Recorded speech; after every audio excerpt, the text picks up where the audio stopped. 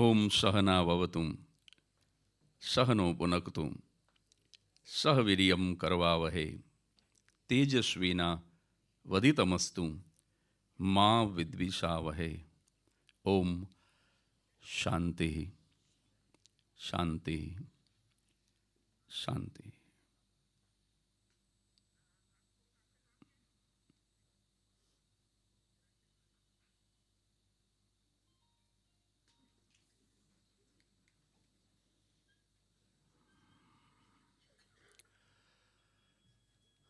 રામ દરબાર. મિત્રો, રામના જીવનની વાતો એટલે રામાયણ, અને એ વાતોનો આ દરબાર એટલે રામ દરબાર. રામાયણ અનેક પ્રકારની છે. આપ તો બધાય મારા કરતાં પણ ઉંમરમાં મોટા છો, એટલે જ્ઞાન વૃદ્ધ પણ હોય. અનેક રામાયણમાં બે રામાયણ સૌથી વધુ લોકપ્રિય, સૌથી વધુ પ્રખ્યાત. કઈ બે રામાયણ? બહુ સાચો જવાબ. પહેલી રામાયણ, જે જગતની સૌ પ્રથમ રામાયણ, આદિ રામાયણ, જે મહર્ષિ વાલ્મીકીએ લખી, એ વાલ્મીકી રામાયણ. અને બીજી જે ખૂબ જ પ્રખ્યાત થઈ, એ મહાત્મા તુલસીદાસની રામાયણ, જેનું નામ છે રામચરિત માનસ. આ બંને રામાયણની ઉત્પત્તિ વિશે હું ઝડપથી કહી દઉં તમને. મોટાભાગનાને ખબર હશે, પણ કદાચ કોઈને ખ્યાલ ન હોય તો એને થોડું ખ્યાલ આવી જાય કે આ બંને રામાયણનો જન્મ કેવી રીતે થયો. મહર્ષિ વાલ્મીકી પોતાના શિષ્ય ભારદ્વાજને લઈ અને તમસા નદીના કિનારે સ્નાન માટે જતા હતા એક દિવસ, અને થયું એવું કે એક વૃક્ષની ડાળ ઉપર ક્રોંચ યુગલ, સારસ પક્ષી જેવું એક પક્ષીનું યુગલ, એક નર અને એક માદા પક્ષી, બંને કામાતુર હતા. અને એ જ વખતે અચાનક કોઈ પારાધીએ તીર માર્યું, અને જે નર પક્ષી હતું એને એ તીર વાગ્યું, અને તત્કાળ એ નીચે પડી અને એનું પ્રાણ પંખેરું ઉડી ગયું. પણ પોતાના પતિને આ રીતે ક્ષણમાં જ મરી જતો જોઈ અને જે માદા ક્રોંચ હતી એણે જે આક્રંદ કર્યું, કરુણતાનું, તમસા નદીના કિનારે એમ કહેવાય કે ઘોડાપૂર આવ્યું આક્રંદનું, કરુણતાનું. વૃક્ષો રડવા માંડે એવું આક્રંદ એ માદા પક્ષીએ કર્યું. અને આવી રીતે માદા પક્ષીને કલ્પાંત કરતી જોઈને સંત તો એને કહેવાય કે જે કોઈનું દુઃખ ન જોઈ શકે. વાલ્મીકીનું હૃદય અત્યંત દ્રવિત થયું, અને અનુષ્ટુપ છંદમાં વાલ્મીકીના મુખમાંથી એક શ્લોક સરી પડ્યો આ દ્રશ્ય જોઈને, આ દુઃખ જોઈને. અને એમાં તો પારાધી માટે એણે શાપ આપ્યો હતો, એમાં તો બીજું કશું જ નહોતું. પણ વિહવળ થઈ ગયેલા વાલ્મીકી, દુઃખી થઈ ગયેલા, એને શાંતિ નહોતી મળતી. અને એ વખતે બ્રહ્માજીએ પ્રગટ થઈ અને વાલ્મીકીને કીધું કે જો વિશ્રામ જોતો હોય, સ્વાંતઃ સુખાય, આજીવન શાંતિ મળે એવું કંઈક કરવું હોય, આ વિહવળતાને જો શાંત કરી દેવી હોય તો એક જ રસ્તો છે. મારા પુત્ર નારદે જે તમને રામનું ચરિત્ર ટૂંકામાં કહ્યું હતું, એ રામનું ચરિત્ર તમે લખો આ જ અનુષ્ટુપ છંદમાં. અને વાલ્મીકીએ લેખની ઉપાડી લખવાનું શરૂ કર્યું, અને જે સંસ્કૃતની અંદર રામનું ચરિત્ર લખાયું એ આ જગતની પહેલી રામાયણ, આદિ રામાયણ, વાલ્મીકી રામાયણ. માનસની કથા આટલી જ સંક્ષિપ્તમાં. રામ બોલા નામનો એક યુવાન હતો, રત્નાવલી સાથે એનું લગ્ન થયું. પણ યુવાન અત્યંત વિકારી અને અત્યંત કામાતુર જેને કહી શકાય. પત્ની પિયર ગઈ અને પત્ની વગર રહી ન શક્યો રામ બોલા. પત્નીની પાછળ ગયો, નદીમાં પૂર આવ્યું, તોફાન હતું, ઘોડાપૂર હતું, અને છતાંય જીવના જોખમે નદીને પાર કરી. કથામાં તો એવું છે કે સાપ લટકતો હતો અને એને દોરડું સમજી અને આ યુવાન પોતાની પત્નીને પામવા માટે થઈ અને સસુર ગૃહના પહેલા માળે ગયો. પણ કદાચ એવું ન બન્યું હોય તો એનો એવો અર્થ કરી શકાય કે સાપ લટકતો હોય તો પણ એને પકડીને ચડવા સુધીની તૈયારી એવો કામાંધ રામ બોલા. જ્યારે પત્ની રત્નાવલીને જઈને મળ્યો અને આવી પરિસ્થિતિમાં પોતાને મળવા આવેલા પતિને જોઈને દુઃખી થયેલી ભારતની સન્નારી, મારા તમારા દેશની એક સંસ્કારી સ્ત્રી, એણે પોતાના પતિનું માર્ગદર્શન કર્યું અને એટલું જ કીધું કે હાડ, માંસ અને ચામ, આ શરીર છે ને એ 3 વસ્તુનું બનેલું છે. એમાં હાડકા છે, ચામડું છે અને માંસ છે. હાડ, માંસ અને ચામના બનેલા શરીર ઉપર તમે જેટલી આસક્તિ રાખી એનાથી અડધી આસક્તિ પણ ભગવાન રામ ઉપર રાખી હોત તો તમે જીવન તરી ગયા હોત. જેટલી મને ચાહી એના કરતા અડધા પણ ભગવાન રામને ચાહ્યા હોત તો તમે જીવન તરી ગયા હોત ભલા માણસ. અને તેજીને ટકોર કાફી હોય. રામ બોલા નીકળ્યો ભાઈઓ. અને પછી તો રામ નામનું સ્મરણ શરૂ કર્યું, રામની કથા લખી અને રામ બોલા સંત તુલસીદાસજી બની. અને આજે શ્રદ્ધા અને આદરથી સૌના હૃદયમાં, માનસમાં બિરાજમાન એવા સંત. રામચરિત માનસ દેહાતી ભાષામાં લખાયેલું છે એટલે વધારે લોકપ્રિય થયું. વાલ્મીકી રામાયણ સંસ્કૃતમાં છે. રામચરિત માનસનું મંગલાચરણ સંસ્કૃતમાં કરી અને પછી આપણી લોકબોલીમાં દેહાતી ભાષામાં તુલસીદાસજીએ સોરઠા, દુહા અને ચોપાઈઓ દ્વારા રામની કથાને સુંદર રીતે લખી. આ 2 રામાયણ તમને ટૂંકામાં બંને રામાયણનું એની ઉત્પત્તિ વિશે મેં કહી દીધું રામાયણમાં પ્રવેશ કરી એ પહેલા. પણ આમાં એક વસ્તુ માર્ક કરી, આ બંને રામાયણની ઉત્પત્તિના પાયામાં કામ છે. હવે આમાં બધા મારા મૌલિક વિચારો આવતા જશે.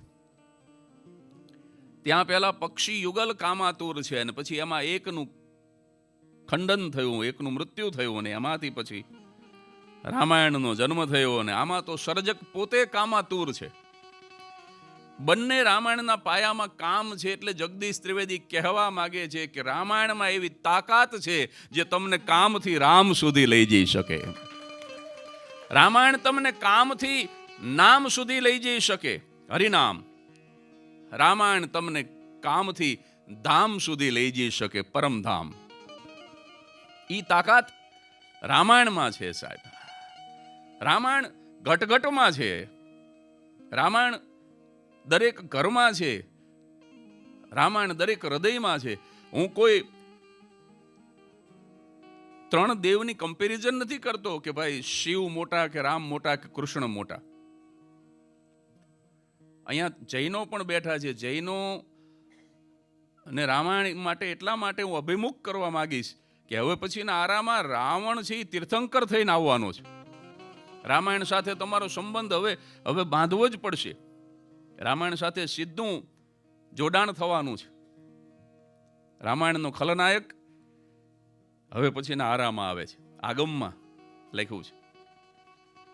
એટલે જૈન હોય કે વૈષ્ણવ હોય કે શાક્ત હોય કે કોઈ પણ હોય, એને રામાયણને સ્પર્શ કરવો પડે અને રામાયણ એને આદર્શ જીવન જીવવાનો મંત્ર આપે. કારણ કે જ્યાં તારું તારું થાય છે એ રામાયણ છે ને જ્યાં મારું મારું થાય છે એ મહાભારત છે. અને ભગવાન એમ કહે છે કે તું મારું મારું કરીશ તો હું તને મારું, પણ તું જો એકવાર તારું તારું કરીશ તો હું તને તારું, હું તને તારીશ. મારી એક રમૂજ હમણાં નાનકડી બહુ વાયરલ થઈ છે કે લોકડાઉન વખતે એક કૂતરો મારા ઘરના દરવાજે માથા ભટકાડતો હતો લોકડાઉનમાં. તો હું બહાર આવ્યો, મેં કીધું તને શું તકલીફ છે? માણાની જેમ બોલવા માંડ્યો કૂતરો. મને કે મોદી સાહેબને પૂછો ને આ બધું ક્યારે પૂરું થશે? કૂતરો વાંચ. મેં કીધું આમાં મોદી સાહેબનું ન ચાલે, આ તો કુદરત જ્યારે પૂરું કરે, આ તો કુદરતનો કોપ છે. મોદી સાહેબ તો તમને વેક્સિન પહોંચાડી શકે, વ્યવસ્થા કરી શકે, આ તો કુદરત જેથી પૂરું કરે ત્યારે પૂરું થાય. કીધું પણ તને શું તકલીફ છે, તને રોટલા જ નાખી દઈશ. અને ત્યારે કૂતરાએ કીધું, એની પીડા તમે સમજજો. એ કે તમે રોટલા તો નાખી દો છો, પણ 50 દીથી તમે કોઈ બહાર નથી નીકળ્યા, પછી અમારી પેઢી હાવ કડવાનું ભૂલી જશે ભલા માણસ. એને એ ચિંતા હતી કે કરડવાનો રિયાજ છૂટી ન જાય. અને ત્યારે મને આવેલો વિચાર કે જો કાટને વાલે હોતે हैं वो अक्सर काटते रहते हैं, लेकिन जो बांटने वाले होते हैं वो अक्सर बांटते रहते हैं. તું જો તારું તારું કરીશ, તારું તારું તારું, તો હું તને તારીશ, ભગવાન એમ કહે છે. પણ જો તું મારું મારું. મહાભારતની અંદર 100ની અણી જેટલી જગ્યા આપવા માટે તૈયાર નથી. કઝિન બ્રધર, પિતરાય ભાઈઓ હતા. અને અહીંયા સાહેબ અયોધ્યાની ગાદી ફૂટબોલની જેમ રજળે છે, એના ઉપર બેસવા કોઈ તૈયાર નથી સાહેબ. રામાયણ અને મહાભારત બે મહાન ગ્રંથ છે, પણ રામાયણ આ રીતે જુદી પડે છે. એટલે લોક જીવનમાં રામ છે. હું કમ્પેરિઝન નથી કરતો રામકૃષ્ણને અને શિવની, પણ સાહેબ અત્યારે દીવો ઓલવી નાખવાનો હોય તો આપણે એમ કહીએ કે દીવો રામ કરી નાખો. આ લોક જીવનમાં રામ. કોઈ વ્યક્તિ ગુજરી જાય તો આપણે એમ કહીએ કે એના તો ભાઈ રામ રમી ગયા. એ તો રામ બોલો ભાઈ રામ થઈ ગયો. તમે જુઓ, બીજા કોઈ ઈશ્વર આ રીતે આપણી કહેવતોમાં, આપણા રૂઢિપ્રયોગની અંદર રામ જેટલા તમને નહીં સાંભળવા મળે. રામાયણ આખા વિશ્વમાં ભજવાય સાહેબ, ભારતમાં નહીં, લંકામાં ભજવાય, ઇન્ડોનેશિયામાં, બાલીમાં, સુમાત્રામાં. રામના મંદિર, રામાયણ ઉપર સિરિયલ, રામાયણ ઉપર ફિલ્મો, દરેક નાના નાના ગામમાં રામલીલા ભજવાય. ભાગવત ક્યાંય ભજવાય. હું કઈ કૃષ્ણની ટીકા નથી કરતો, કૃષ્ણ તો પૂર્ણ પુરુષોત્તમ છે. ભજે વજૈક મંડનમ સમસ્ત પાપ ખંડનમ સ્વભક્ત ચિત રંજનમ નમામિ નંદ નંદનમ. કૃષ્ણની તો વાત ન થઈ શકે એવા પૂર્ણ પુરુષોત્તમ, પણ ભાગવત ભજવી ન શકો તમે. રામાયણ ભજવાય, ગીતા તમે ભજવી ન શકો. નહીતર તો ભગવાન શ્રી કૃષ્ણના શ્રી મુખેથી નીકળેલા 700 શ્લોક છે, ભગવાનની જ વાણી છે ને. પણ આપણે સમજી ન હોય એટલે પછી હમ ખાવા રાખી. ગીતાજી ઉપર હાથ મૂકીને કહું છું, કારણ કે સમજાણી નહીં એટલે પછી સોગંદ ખાવા રાખી. કોર્ટમાં એક જણાને કીધું ન્યાયાધીશે કે ગીતા ઉપર હાથ મૂકી, કે ભાઈ આ ગીતા ઉપર હાથ મૂક્યો એમાં જ કેસ થયો છે.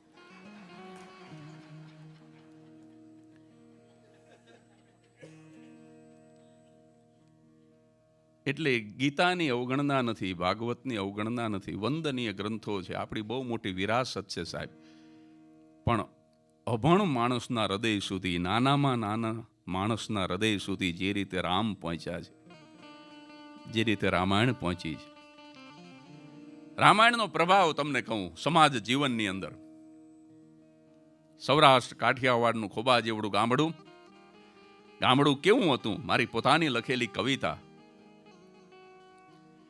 કે ધૂળ ઢેફાન પાણા હોય, ભીતે ભીતે છાણા હોય, ટાણા એવા ગાણા હોય, અને મળવા જેવા માણા હોય, જ્યાં ઉકરડા ઓટા હોય, બળદના જોટા હોય, પડકારા હાંકોટા હોય, પણ માણા મનના મોટા હોય, માથે દેશી નળિયા હોય, વિઘાયકના ફળિયા હોય, બધા હૈયા બળિયા હોય, ને કાયમ મોજે દરિયા હોય, જ્યાં હામૈયા ફુલેકા હોય, તાલ એવા ઠેકા હોય, મોભને ભલે ટેકા હોય, પણ દિલના ડેકા ડેકા હોય, જ્યાં ગાય ગોબરને ગારો હોય, આંગણ તુલસી ક્યારો હોય, ધર્મના કાંટે ધારો હોય, પણ સૌનો વ્યવહાર સારો હોય, અને જ્યાં ડણકોને ડચકારા હોય, જ્યાં ખોખારા ખમકારા હોય, જ્યાં પાંબરડા ભાંકારા હોય, પણ ગામડા શહેર કરતા સારા હોય.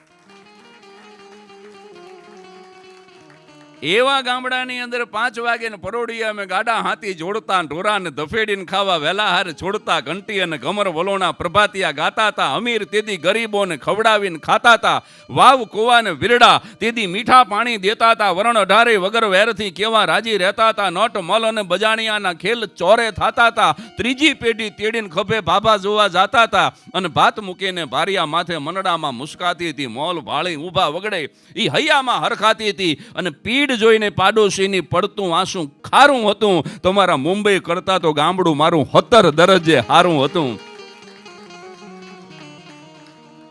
આવા ગામડાની અંદર સાહેબ મારા કલાગુરુ પદ્મશ્રી શાહબુદ્દીન રાઠોડ સાહેબે એક સરસ બીજું મને સૂત્ર આપ્યું છે કે ગામડાની સંસ્કૃતિ અને શહેરની સંસ્કૃતિમાં બહુ ઓછો તફાવત છે. કે શહેરનો માણસ એમ વિચારે કે ભેગું કરીને જીવાય, જ્યારે ગામડાનો માણસ એમ વિચારે કે ભેગા થઈને જીવાય.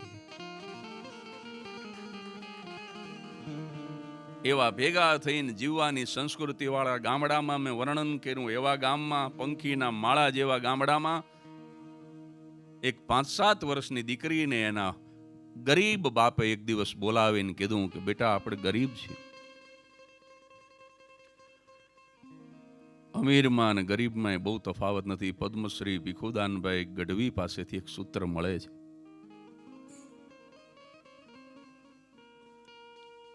અમીર માણસને એ વાતનું દુઃખ છે, બેયનું દુઃખ છે ને એમાં ખાલી શબ્દો જ આમ તેમ થાય, હાવ હરખા શબ્દો, પણ ક્રમ ખાલી બદલાય છે.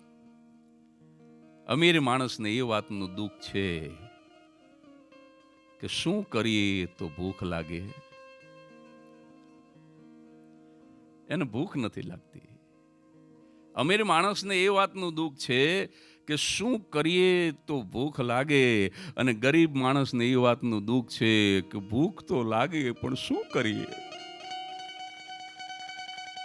ઘરમાં અનાજ નથી એક ટંક.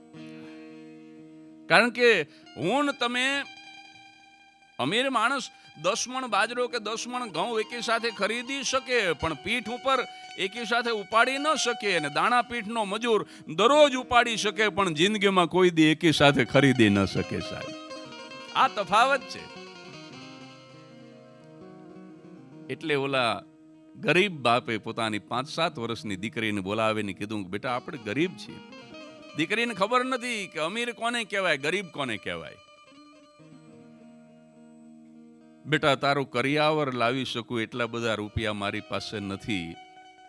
દીકરીને ખબર નથી કે કરિયાવર કોને કહેવાય, લગ્ન કોને કહેવાય. કુતૂહલ વશ 5-7 વર્ષની દીકરી પોતાના બાપની સામે જોઈને એમ કહે છે કે તો પછી બાપુ શું કરશું? તો કે આજથી 2 રૂપિયા, 5 રૂપિયા, 10 રૂપિયા હું જે કંઈ બચાવી શકું દીકરી તને આપતો જઈશ. ઘરે કોઈ મહેમાન આવે, એ 2 રૂપિયા 5 રૂપિયા તારા હાથમાં આપે, એ બધા જ રૂપિયા તું સાચવીને તારી પાસે રાખજે. તું 18, 20, 22 વર્ષની થા, તારા લગ્ન લેવાના થાય, ત્યારે બધા રૂપિયા મને પાછા આપજે. એમાંથી આપણે તારો કરિયાવર લઈ આવશું.